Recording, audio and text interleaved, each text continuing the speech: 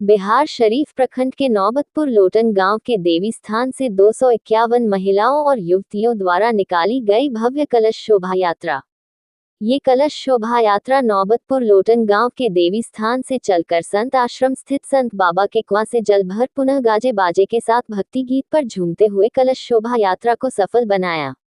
यात्रा के दौरान धर्मानुरागी भक्तों ने धर्म का कल्याण हो अधर्म का नाश हो, जय श्री राम और हर हर महादेव के जय घोष वातावरण में गुंजायमान होता रहा। वहीं अपने अपने माथे पर कलश धारण कर कतारबद्ध चलती महिलाएं बड़ा ही आध्यात्मिक दृश्य उपस्थापित कर रही थी। गाजे बाजे के गूंज शोभा यात्रा के दौरान गुंजायमान होती रही। इस मौके पर निवेदक पूर्व मुखिया मुन्ना सिंह ने बताया कि मानव जाति जन कल्याण के लिए और आपसी भाईचारा बना रहे, साथ इसलिए 24 घंटे का अखंड कीर्तन किया जाएगा। उन्होंने ईश्वर से प्रार्थना करते हुए कहा, देश का कल्याण हो, समाज में सद्भावना हो और ईश्वर के प्रति भक्तों में आस्था हो। कौन सा गांव है, कलश यात्रा निकाला गया और अखंड कीर्तन के कितना देर के रखा गया है?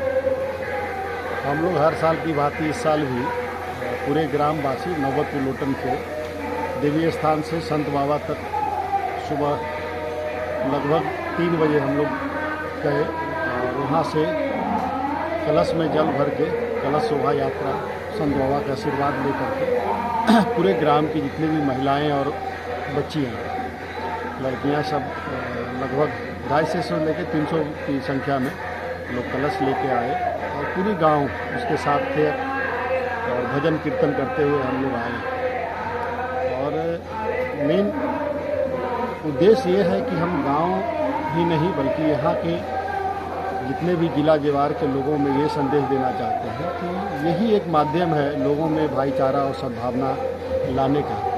तो उसका सिर्फ एक रास्ता है जो हम भगवान के शरण में जाएं, अल्लाह ईश्वर के शरण में जाएं, जिसको हम अपना जहाँ पे हमारे आत्मा और परमात्मा से जहाँ संगम होता है वही इंसान का उन्नति होता है और इंसान फिर से वो पहचान पाता है कि हम आए हैं किस लिए इस धरती पर। ये संयोग है, एक बहुत अच्छा एक बेला है।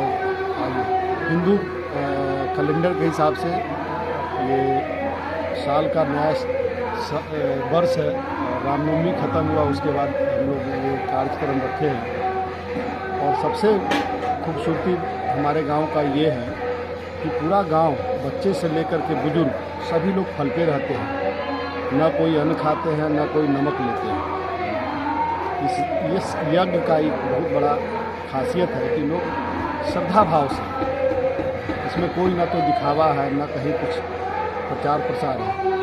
ये न जाने कई 100 वर्षों से हमारे पूर्वज भी फल पे ही करते थे और इसी को परंपरा को हम लोग आगे बढ़ा रहे हैं।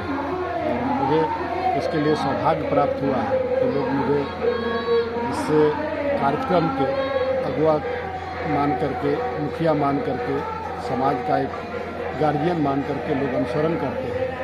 ये सौभाग्य प्राप्त हुआ है। कितने कलश यात्रा निकाला गया था? कलश लगभग 250 से लेकर 300 महिलाएं थी। सभी लोग कंप्लीट फास्टिंग पे हैं। चूल्हा वाला गाँव में जलता है या नहीं जलता है आज के दिन? चूल्हा वगैरह गांव में आज खाना बनता है? नहीं बनता। जो भी यहाँ पे फल वगैरह जो है ना, ये भंडारा यहाँ चलता रहता है। फल का, रस का, शरबत का, उसी को लोग 24 घंटा का यज्ञ रखें। 24 घंटा। कल कितने बजे ख़त्म हो जाएगी? लगभग 11:30 बजे ख़त्म होगा, उसके बाद हवन हो गई और फिर गांव के सभी लोग को प्रसाद वितरण किया जाएगा और भंडारा सबका भोजन प्रसाद होगा। क्या नाम हुआ? क्या नाम? मुन्ना सिंह नाम हुआ मेरा।